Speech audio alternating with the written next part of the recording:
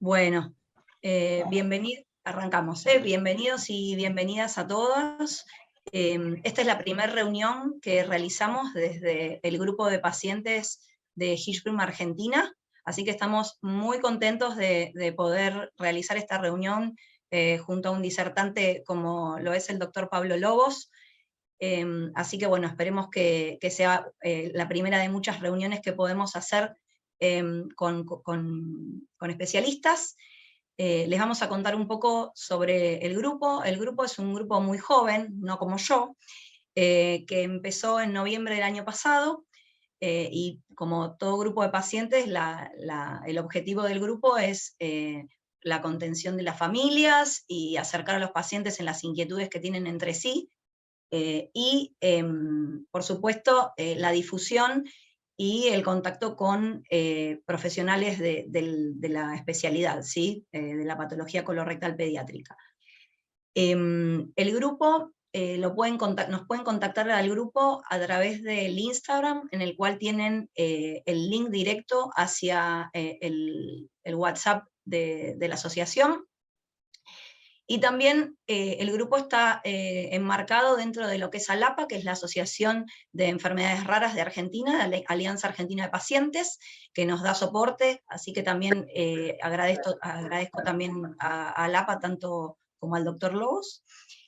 Y también les contamos que la asociación también forma parte de UNIASI, que UNIASI es la Unión Internacional de Asociaciones Colorectales de la Infancia y Adolescencia, que conglomera otras asociaciones tanto de Latinoamérica como de España. Así que si hay pacientes o familias de otros países, sepan que estamos, digamos, unidos para compartir información y difusión, y pueden contactarse a estas otras asociaciones de Latinoamérica.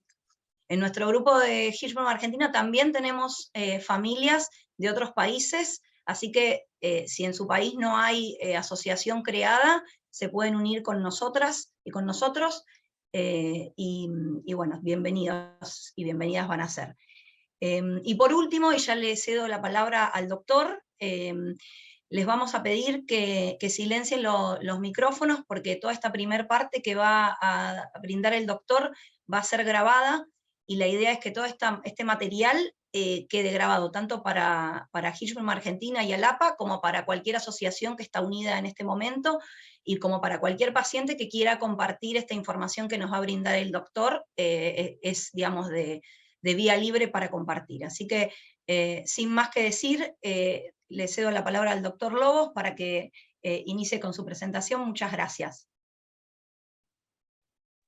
Bueno, muchas gracias, buenas tardes, buenas tardes para todos, o buenas noches para todos. Gracias, Carla, gracias, Hirschsprung Argentina, por la iniciativa. Me parece que es muy importante este tipo de encuentros, porque nos permiten, por un lado, a los médicos tener la posibilidad de, en otro ámbito que no sea el consultorio, y por ahí en un ámbito más relajado, poder ahí conocer cuáles son las dudas más frecuentes que las familias pueden tener. Y me parece que también es importante para poder divulgar información confiable que permita que uno pueda, o que cada familia pueda llevar en forma más eh, a a veces tiene estas dificultades que suceden durante bastantes años o bastante tiempo a lo largo de la vida. Así que voy a ver si comparto la pantalla. Entonces sí, aquí. Yo quise, para empezar, a ver si puedo, se ve bien, ¿no? ¿Se ve la pantalla completa? Tratar de, entendiendo el ámbito donde nos estamos encontrando hoy, tratar de hacer esto lo más simple posible, pero ya les anticipo que no va a ser demasiado simple, porque no me resulta fácil por ahí dejar información afuera, y sí soy convencido de que la información nunca sobra, así que tenemos tiempo después para quedarnos charlando, y por favor anoten las cosas que no se entiendan o que puedan generar dudas, y las conversamos después. Para empezar, digamos, podemos hablar de cuál es la morfología del colon en lo que tiene que ver con las estructuras nerviosas. que lo forman, y digamos el colon, o sea el intestino grueso, tiene básicamente, le llega o está gobernado desde el punto de vista neurológico por dos vías. Una vía extrínseca, es decir, que son nervios que le llegan desde afuera, y que básicamente son estos tres componentes: el nervio neumogástrico o nervio vago, que viene desde el cráneo, digamos, los nervios mesentéricos, que van junto con las arterias y las venas del mismo colon, y los nervios pélvicos, que vienen desde el sacro, a nivel de la pelvis, y sobre todo digamos, que forman un componente importante en la función evacuatoria de la última parte del colon, que es el recto. Y después está las estructuras nerviosas intrínsecas, que, digamos, toda la pared del intestino en general, y especialmente la pared del colon, del intestino grueso, tiene como una red nerviosa dentro de la pared, que básicamente son estos dos plexos o dos redes que están ubicadas en la capa muscular y en la capa submucosa. Tienen estos nombres raros, pero básicamente hay neuronas y hay nervios que están dentro de la pared del colon. Y esto es muy importante para esta enfermedad, como ustedes probablemente sepan. Desde el punto de vista de las funciones del intestino grueso del colon, básicamente las funciones están: progresar el contenido intestinal desde que termina el intestino delgado hasta el ano, la absorción de algunos nutrientes, porque se absorben algunas cosas en el colon, la absorción de agua, que es muy importante, porque hay, digamos, es el lugar donde más volumen de agua se absorbe. También, por supuesto, evacuar las heces, o sea, el proceso de defecación, y también el colon tiene un rol importante en la continencia, es decir, en que no se pierda o no haya pérdida de materia fecal o de gases en forma involuntaria. Así que todos estos son los roles que el colon tiene, y por eso es un órgano tan complejo y del que poco se habla. ¿Qué tan frecuente es la enfermedad de Hirschsprung? Entonces, la enfermedad de Hirschsprung es básicamente una enfermedad que afecta depende de la estadística donde uno mire, pero más o menos se da en 1 cada 5.000 recién nacidos vivos. En algunos lugares es más frecuente, en otros es menos frecuente. Y en esta tabla pueden ver dos publicaciones con dos series con alrededor de 1.000 pacientes cada una, donde ven un poco la frecuencia relativa en los diferentes tipos de enfermedad de Hirschsprung. Básicamente, la forma más común, que es lo que se llama segmento corto, que es cuando la enfermedad afecta el recto, el canal anal y el recto y parte del colon sigmoides, son más o menos 3/4 partes de todos los pacientes que se presentan con enfermedad de Hirschsprung. Luego están las formas largas, que son aquellas que van más allá del colon sigmoides, ya sea hacia el colon transverso o hacia el colon derecho. Y finalmente está lo que se llama Hirschsprung total o total de colon, que son más o menos entre un 9 y un 10% de los pacientes que tienen compromiso de todo el colon, como se ve acá en este dibujo, ¿sí? Básicamente, en la enfermedad de Hirschsprung ustedes van a tener una forma corta, donde tiene una parte que tiene un calibre normal, y luego lo que se dilata es el colon sigmoides y el colon izquierdo. Luego formas largas, donde en general se dilata el megacolon, está en el colon transverso o en el colon derecho, y las formas totales, que comprometen todo el colon, lo que está dilatado es el intestino delgado, porque todo el colon está enfermo. ¿Qué pasa con el género, digamos? ¿Hay alguna diferencia entre el género masculino y femenino? Sí. En los pacientes que tienen segmento corto, la mayoría son varones, una diferencia de 4-1 en frecuencia. Cuando el segmento ya es más largo, esto prácticamente se equipara casi 1-1, y en los pacientes que tienen aganglionosis o enfermedad de Hirschsprung que afecta a todo el colon o formas totales, es apenas un poquito más frecuente en el sexo femenino. De todas maneras, esto puede variar. Cuando hay ya una persona en la familia afectada o cuando hay una mujer afectada, a veces otras personas en la familia que puedan resultar afectadas, esta frecuencia va a variar. Entonces, ¿qué es lo que pasa o qué es lo que provoca esta enfermedad? Básicamente lo que sucede es que no se han desarrollado bien los nervios intrínsecos del colon, es decir, esa red que está dentro de la pared del colon, que yo les contaba, esas neuronas y esos nervios, no se han desarrollado. No quise extenderme mucho en la parte del desarrollo, pero hay un órgano que está, digamos, cercano a la cabeza en el feto, que es lo que se llama la cresta neural, y que son células que dan origen a muchas estructuras en el organismo y que van migrando durante la vida fetal desde la cabeza hasta la cola. En algún punto de esa migración se produce un problema, una falla que hace que se detenga la migración de esas células. Entonces, si la migración se detiene cerca del ano, podremos tener un segmento corto donde no hay células. Es decir, esas células de la cresta neural que van a dar origen a los nervios, a las neuronas que están dentro del colon, cuando no llegan hasta el ano, dejan una parte sin células y lo más frecuente es que ese segmento sea corto, es decir, que la migración se interrumpa bastante cerca del ano y por eso la mayoría son segmentos cortos. Ahora, si la migración se detiene antes, vamos a tener un segmento más largo afectado o incluso todo el colon. Básicamente entonces, cuando estos nervios no están, cuando estas células no están en la pared del colon, nosotros tenemos una parte del colon que no tiene nervios, ¿sí? Y que básicamente no se relaja, está siempre en la misma posición. No tiene una reducción de calibre, pero tampoco se distiende cuando viene la materia fecal y quiere salir. Y la parte que es normal, que tiene células normales, empieza a acumular materia fecal y eso hace que se empiece a dilatar. Por eso esta enfermedad también se llama megacolon, ¿no? Porque el colon está dilatado, está grande. Entonces la parte que está dilatada del colon, en general es la parte, entre comillas, sana, ¿no? Porque es la parte que tiene nervios y células normales. Pero se dilata porque está obstruido a nivel de la parte del colon que no tiene células. Siempre me preguntan, ¿es genética esta enfermedad? ¿Por qué se produce? Bueno, hasta el momento se han identificado 13 mutaciones genéticas que no es necesario obviamente que uno las aprenda, ni mucho menos, son todas esas que están ahí, y seguramente se van a ir identificando muchas más en el futuro, que pueden estar asociadas a familias que han tenido pacientes con enfermedad de Hirschsprung en más de una ocasión.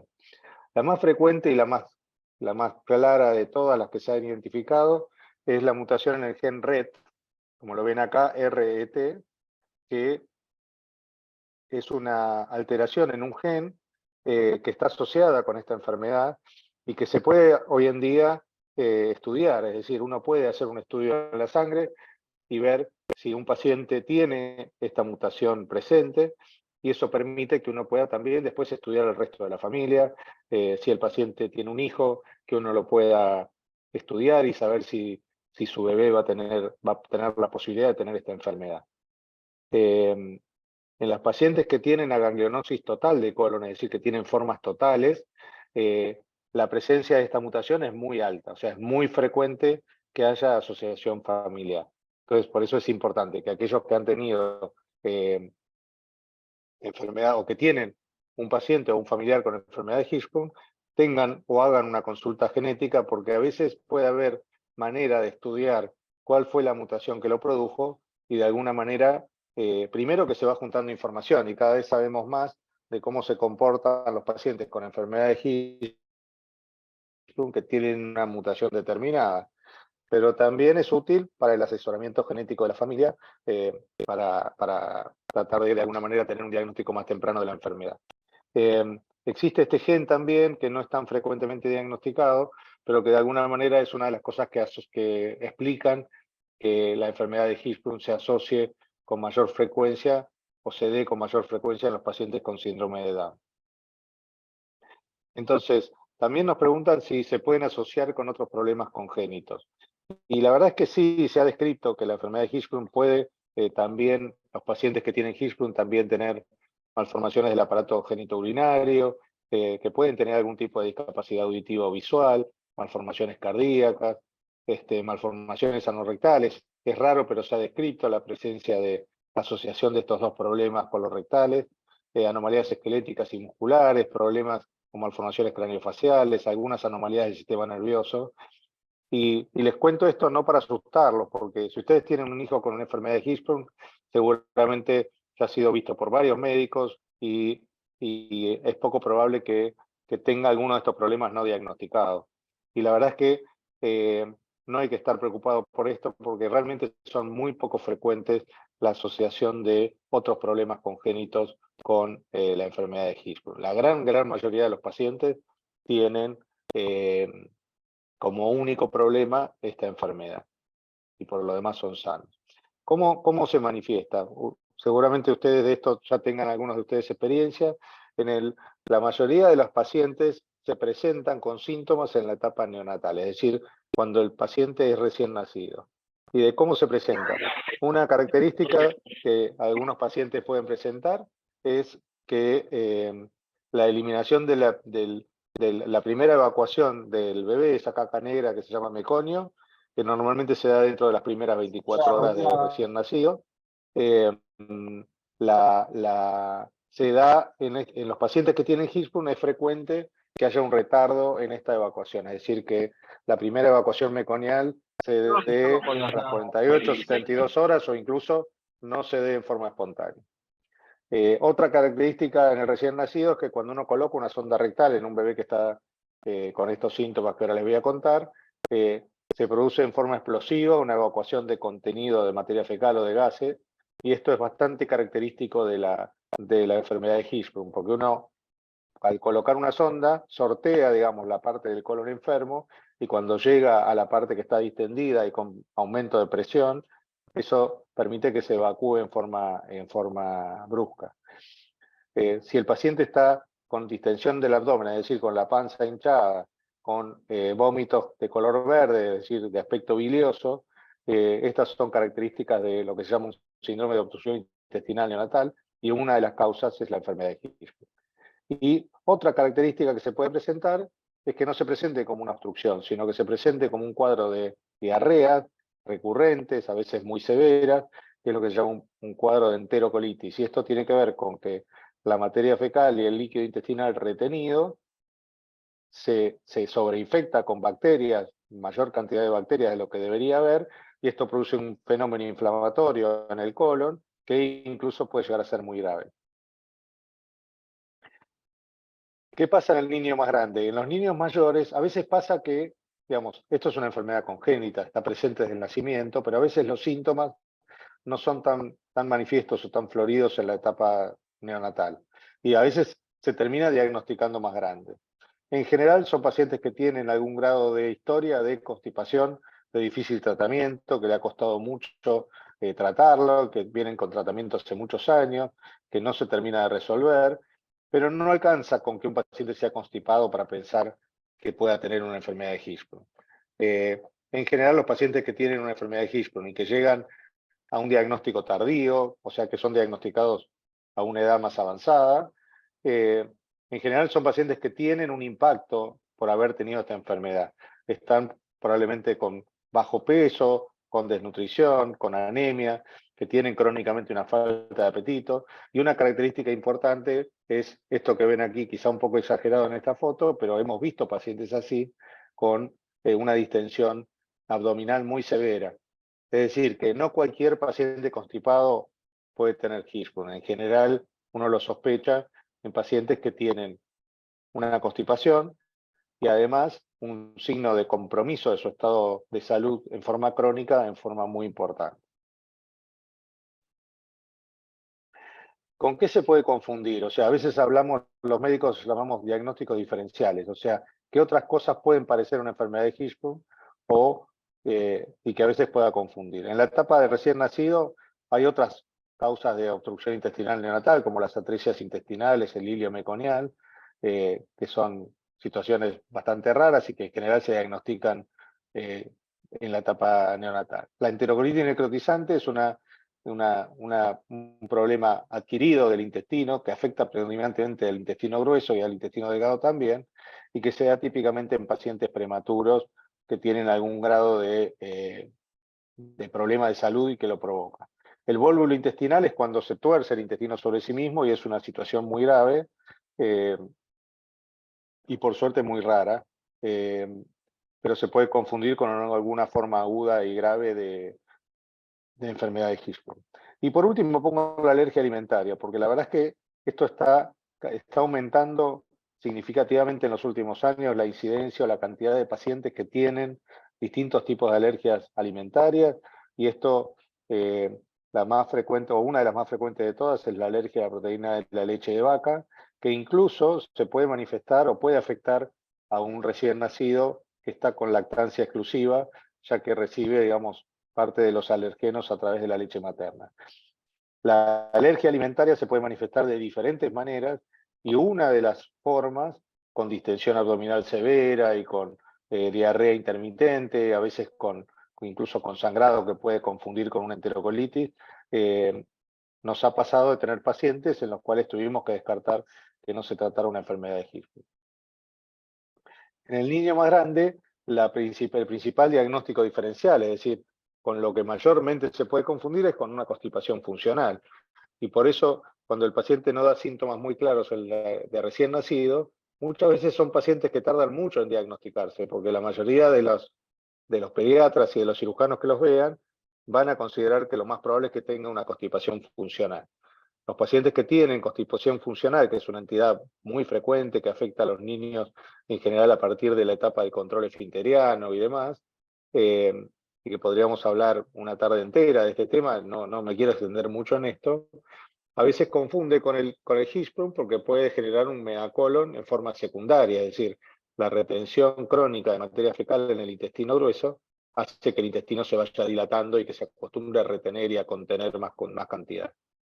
Existen algunos trastornos raros de lo que es el movimiento intestinal, no me voy a explayar porque son muy raros. El hipotiroidismo, es decir, los problemas de tiroides en los lactantes pueden a veces confundirse y tener síntomas parecidos con la enfermedad de Hirschsprung.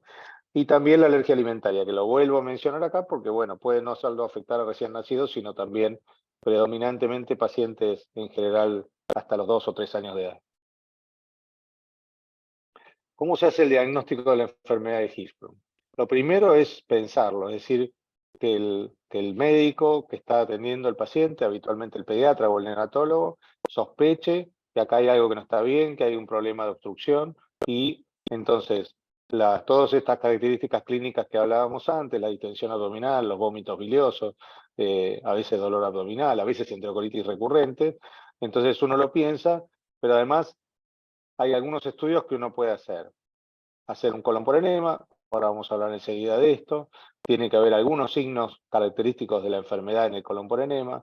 Se hace una biopsia rectal, que también tiene que hacerse siempre para confirmar el diagnóstico. Y estos 2 estudios en general son suficientes. Y en muchos lugares se usa también, y nosotros usamos la manometría anorrectal como un método sumamente útil también para diferenciar lo que es una constipación funcional de una enfermedad de Hirschsprung. Entonces, ¿qué es el colon por enema? Es básicamente un estudio en el cual el médico radiólogo coloca una sonda que tiene que estar apenas colocada en el ano del paciente para poder contrastar el colon, y ahí uno puede ver una imagen como esta, donde se ve un segmento del colon que parece tener un calibre normal, y de golpe aparece como una zona, como forma como más cónica, y luego una zona más dilatada. Esta imagen es la imagen característica de la enfermedad de Hirschsprung que uno busca cuando hace un colon por enema en un paciente que tiene síntomas, digamos, compatibles con la enfermedad. Y básicamente esto que muestra, lo que les mostraba antes en el dibujo. Esta parte del colon es la parte del colon que está enferma, que no tiene células normales, y por eso no se distiende, y esta parte que está más dilatada es la parte que tiene en principio células normales.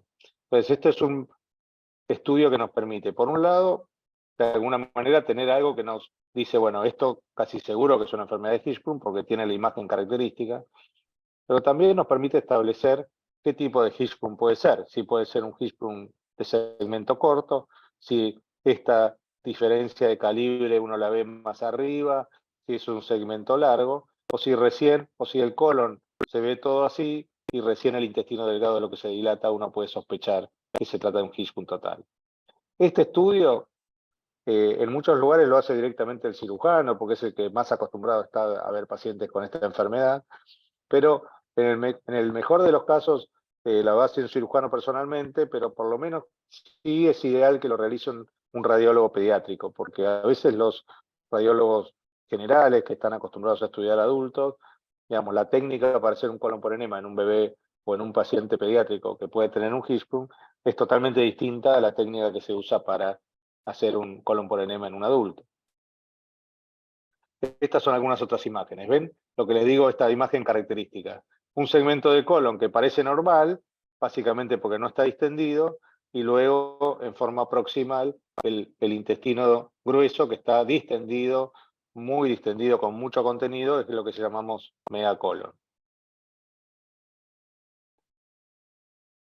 La manometría no rectal, ¿qué es la manometría no rectal? Básicamente es un estudio que se coloca una sonda en el recto del paciente y se conecta tiene unos sensores que se conectan a un aparato que mide la presión del colon y la presión de los esfínteres.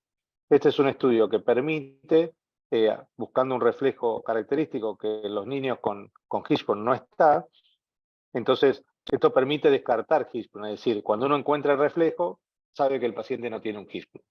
Pero no es un estudio que confirme el diagnóstico. Cuando el reflejo está ausente, a veces puede estar ausente por otros motivos, entonces obliga a que uno realice otro método, pero la verdad que es un método útil. También permite después estudiar a los pacientes que ya han sido tratados, operados, si tienen incontinencia o constipación, para ver cuáles son las complicaciones que el paciente puede tener. Y el estudio más importante para hacer el diagnóstico es la biopsia rectal. Por eso decimos que es el gold standard. O sea, no podemos decir que un paciente tiene una enfermedad de Hirschsprung si no tenemos una biopsia rectal que lo confirme. Por eso decimos que es el gold standard. Entonces, hay dos maneras básicamente de hacerlo. Una es la biopsia por succión, donde se coloca una pinza mediante una pinza especial, con una cápsula especial, que se coloca a través del ano, digamos, de la cola, se toma una muestra de la submucosa, y esto permite que uno pueda hacerla incluso sin anestesia general. En los recién nacidos lo hacemos en la cama del bebé, en la neo, ¿sí? Básicamente se trata de una pinza que tiene una cápsula en su extremo y que succiona parte de la pared del colon y con una pequeña cuchilla corta y nos permite recuperar esta muestra que busca justamente básicamente con la biopsia lo que vamos a hacer es buscar las células ganglionares que se llaman, que son las neuronas que deberían estar en la pared del intestino, y que esto no se puede ver, por ejemplo, si uno hace una endoscopía y toma muestras, el gastroenterólogo toma muestras endoscópicas, porque esas muestras solamente toman una muestra superficial de la mucosa. En cambio, este tipo de pinza toma biopsia de la submucosa y eso nos permite hacer el diagnóstico. Y otra manera es hacer una biopsia quirúrgica, es decir, tomar una muestra que involucre toda la pared del colon, y esto generalmente hay que hacerlo en quirófano porque después que uno tomó la muestra hay que hacer puntos para que no quede un defecto en la pared del intestino. Entonces, ¿qué es lo que vamos a buscar en la biopsia para confirmar el diagnóstico? Por un lado, vamos a buscar qué pasa si no hay células ganglionares, es decir, en los pacientes que tienen Hirschsprung no hay células ganglionares, no hay neuronas en la pared del colon.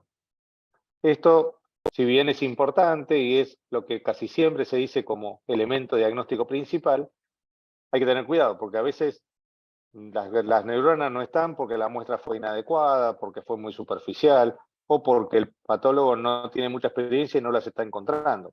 Entonces, en general decimos que no solo hay que ver la ausencia de células ganglionares, sino que además también se tiene que ver lo que se llama un aumento de los nervios, un aumento de los troncos o de los plexos nerviosos, que esto también se ve cuando el patólogo analiza la biopsia. Entonces tenemos un elemento o un hallazgo positivo, que es el aumento de los troncos nerviosos, y un hallazgo negativo, que es la ausencia de células ganglionares. Con esto hacemos el diagnóstico de enfermedad de Hirschsprung. ¿Y por qué decimos que tiene que ser una biopsia rectal? Por lo que les contaba antes de cómo se produce la enfermedad. O sea, no existe la enfermedad de Hirschsprung que afecte, por ejemplo, el colon transverso, que es la parte más alta del colon, sin afectar el recto. No existe tampoco la enfermedad de Hirschsprung que se dé en forma parcheada, es decir, en un segmento sí, en un segmento no. Siempre el canal anal o el conducto o el recto, digamos, la última parte del intestino grueso está afectada. Si en el recto hay células ganglionares, el paciente no tiene una enfermedad de Hirschsprung. Puede tener cualquier otra cosa, pero no tiene una enfermedad de Hirschsprung. Entonces, a veces pasa, y esto es bastante frecuente, que un cirujano opera a un paciente por la panza, toma muestras del colon en el abdomen, las biopsias son normales y dice no tiene un Hirschsprung. Pero si no toma una biopsia del recto, de la parte de más abajo, eso no se puede asegurar. Entonces, la única manera de confirmar el diagnóstico es tener una biopsia rectal que muestre ausencia de células ganglionares y aumento de los plexos nerviosos. ¿Cuál es el tratamiento? O sea, ¿qué hacemos? Y les voy a hablar de los recién nacidos porque es lo más común. En general, lo primero que uno hace cuando sospecha el diagnóstico, el neonatólogo en general llama al cirujano porque el paciente está distendido, tiene vómitos biliosos o tiene una radiografía que no es normal. Entonces hacemos estudios para confirmar el diagnóstico. Primero hacemos una radiografía, generalmente vemos un cuadro compatible con una obstrucción intestinal baja, ahí hacemos un colon por enema muchas veces y completamos el estudio con una biopsia rectal. De todas maneras, si el paciente tiene una obstrucción intestinal baja, por ahí mientras esperamos el resultado de la biopsia, iniciamos lo que se llaman irrigaciones. ¿Sí? Empezamos a hacer lavados rectales, que habitualmente se hacen unas 3 veces por día, que consiste en pasar una sonda, ¿sí? Ver cuando uno pasa una sonda que se logra evacuar aire y materia fecal, y hacer lavados. Es importante lavar el colon, por eso se llaman irrigaciones, para que esa materia fecal que junta bacterias, que uno la pueda evacuar y pueda lavar la pared del colon para que no se genere una enterocolitis. Entonces, a través de la sonda se lava el colon y también a través de la misma sonda se moviliza esa sonda y se aspira para sacar el contenido. Y esto en general, al principio lo hace el personal de enfermería o el mismo cirujano, le enseña a veces al neonatólogo o a la enfermera. Y como esto hay que hacerlo muy seguido, habitualmente tratamos de que los papás lo aprendan a hacer para que puedan descomprimir el colon del bebé hasta que uno haga un tratamiento definitivo. Entonces, cuando este tratamiento es exitoso, es decir, acuérdense que 3/4 partes de los pacientes tienen una enfermedad de Hirschsprung corta. Entonces, con una sonda adecuadamente colocada, vamos a poder descomprimir el intestino en forma exitosa. Entonces, ¿qué significa que sea exitoso? Si nosotros logramos descomprimir el abdomen, el paciente no está más distendido, deja de vomitar, la placa mejora, indicamos mantener estos lavados, estas irrigaciones, y el paciente incluso se puede empezar a alimentar y no necesita otra cosa, siempre y cuando reciba las irrigaciones. Si se confirma que es una enfermedad de Hirschsprung, ahí discutiremos un poco con el equipo tratante a ver cuánto tiempo vamos a mantener las irrigaciones hasta que se haga la cirugía. Ahora, en algunos casos, sobre todo en las formas más largas, no se logra descomprimir adecuadamente el colon. Es decir, que uno con la sonda no puede llegar a vaciar totalmente el colon y hacer estos lavados. Estos son los casos en los cuales va a ser necesario hacer una cirugía abdominal, tomar muestras de la pared del colon para identificar hasta dónde llega la enfermedad de Hirschsprung y hacer una colostomía, ¿no? O sea, poner el intestino en el abdomen como si fuera con una bolsita para descomprimir el contenido y que de esa manera el paciente pueda alimentarse y no esté obstruido, digamos, porque eso potencialmente puede condicionar un cuadro muy grave. La cirugía definitiva, de la cual ahora les voy a contar un poquito, se puede hacer ya a partir de los 3 meses de vida. No hay una norma absoluta, pero podríamos decir que ya a partir de los 3 meses está indicada la cirugía. Entonces, en el caso típico, cuando uno hace el diagnóstico en la neo, habitualmente confirmamos el diagnóstico con la biopsia rectal, le indicamos las irrigaciones al paciente, le enseñamos a los papás a hacerlas. Si el paciente está bien, se puede alimentar bien, ganó peso en los primeros días de internación, en general el paciente se va de alta, continúa con el tratamiento de las irrigaciones rectales 3 veces por día, y si el paciente gana peso, salió un poco digamos, cambia un poco la flora bacteriana saliendo del hospital y demás, luego programamos la cirugía para un segundo momento que puede ser tan temprano como los 2 o 3 meses de vida. Bueno, Les voy a contar brevemente de las cirugías, qué tipos de cirugías o de operaciones se pueden realizar para corregir en forma definitiva la operación o la enfermedad de Hirschsprung. Básicamente todas las operaciones de la enfermedad de Hirschsprung tienen dos componentes. Uno es la colectomía, que significa sacar la parte del colon que está enfermo, es decir, que no tiene células. El colon que no tiene células no se relaja, entonces funciona como algo que obstruye, entonces necesitamos sacar esa parte del colon para unir o bajar el colon sano, ¿sí? Entonces, la segunda parte de la cirugía es lo que se llama descenso anorrectal o descenso abdominoperineal, que es básicamente bajar la parte sana del colon que está más arriba, hasta que tiene células normales, hasta el ano, ¿sí? Y hay diferentes formas de hacer esa operación. Les voy a contar muy rápido, y esto obviamente no quiero que lo recuerden, pero para que ustedes tengan una idea, en el año 1948 se publica la primera técnica para corregir o para curar la enfermedad de Hirschsprung, que es la operación de Swenson. Esto fue en el hospital, en el Boston Children's en Estados Unidos, y básicamente lo que él proponía era sacar el colon que no tenía células, esto se hacía mediante una operación a través del abdomen, y luego unir el colon con células, que se llama ganglionar, con el canal anal desde el ano. Entonces, esta fue la primera operación que se hizo para esto, y tenía dos componentes, y tiene dos componentes como muchas operaciones del Hirschsprung. Un componente o una parte de la cirugía que se hace desde la panza, desde el abdomen, y otra parte que se hace desde el ano, que es donde uno une el colon con el canal anal que tiene células normales. En esta operación, algunos empezaron a proponer otras técnicas porque decían que podían dañar, ¿se acuerdan los nervios que venían del sacro, que daban el funcionamiento al recto? Bueno, algunos decían que esta operación, que requería que el cirujano se meta muy en la pelvis y separe el intestino de la vejiga, etcétera, que podía generar daño en los nervios.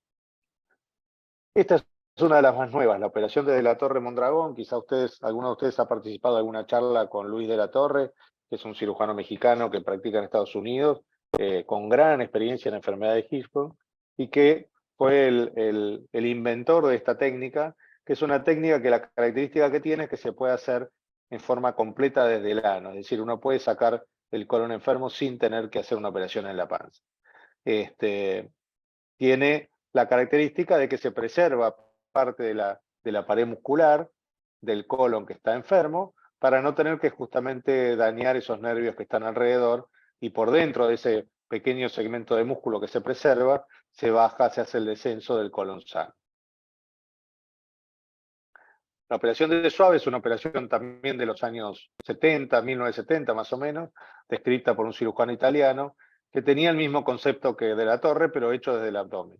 Se opera desde el abdomen y se conserva un componente muscular, se saca el colon y luego por dentro de ese tubito muscular se baja el colon sano. Y esto, por eso se llama también endorrectal, porque va por dentro del recto, y esto se proponía o se propone para tratar de evitar tener que hacer mucho lío en la pelvis y que pueda dañar a los esfínteres o el funcionamiento de los nervios sacros del paciente. ¿Sí? Cuando ustedes ven, si acá está el ano, acá está cómo queda la sutura, ¿no? Cómo se une el descenso del colon ganglionar con el canal anal. ¿Sí? Esto que se ve acá afuera es ese pequeño manguito seromuscular o muscular que permite que el cirujano no tenga que hacer nada por fuera de acá para no dañar los nervios. La operación de Duhamel, que quizá también la escucharon, es una operación descrita por un cirujano francés, también en la segunda mitad del siglo pasado, y la diferencia que tiene con las otras es que se preserva una parte del recto que está enfermo para que actúe un poco como reservorio de materia fecal, y se desciende el colon sano por detrás del recto, por eso se llama retrorectal. También se hace del abdomen y se completa desde el ano. Y también se ha empezado a usarla para la laparoscopía, ya hace muchos años, te diría desde 1998, si no me equivoco, fue descrita la técnica de Georgeson, que es la más conocida de las que usan la laparoscopía, que permite que la parte de la cirugía abdominal donde uno saca el colon que está enfermo, se puede hacer sin hacer una incisión en el abdomen, sin hacer una operación grande en el abdomen. Esto hoy en día es de práctica muy común, es la forma que preferimos utilizar para la cirugía de esta patología, y se puede hacer cualquiera de las técnicas que les conté por vía laparoscópica. La ventaja, por supuesto, es que la recuperación postoperatoria es más rápida, el paciente no tiene una gran incisión en el abdomen, y también el daño a las otras estructuras la posibilidad de dañar alguna otra estructura dentro del abdomen es mucho menos frecuente. Y creo que acá paro. Me gustaría, si les parece, escuchar algunas preguntas o que empecemos a conversar o intercambiar. No quería yo hacer algo muy largo para no sobrecargarlos de información, y que por ahí también escuchar a ver a dónde quizá pueden ir sus dudas o preguntas, y ir charlando de forma más dirigida sobre esto.